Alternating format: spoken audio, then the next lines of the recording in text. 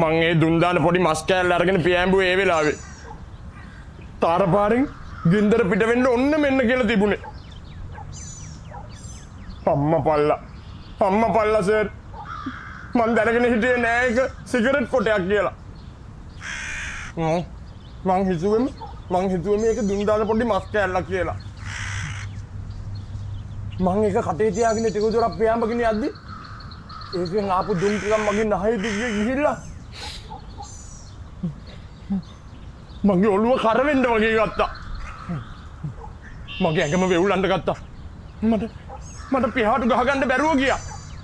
ඊට පස්සේ මගේ ඔළුව ගහලා ඒ සිගරට් කොටේ විසික් කරලා දැම්මා.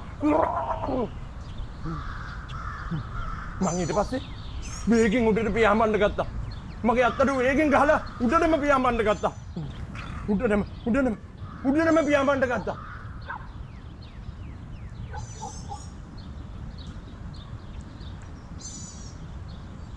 එතකොට තමයි මම දැක්කේ පල්ලෙහා තිබුණ පොල්ලතු හපු පරණ ලෑලි ලැටිස් ගෙවල් ටික ගිනි ගන්නවා.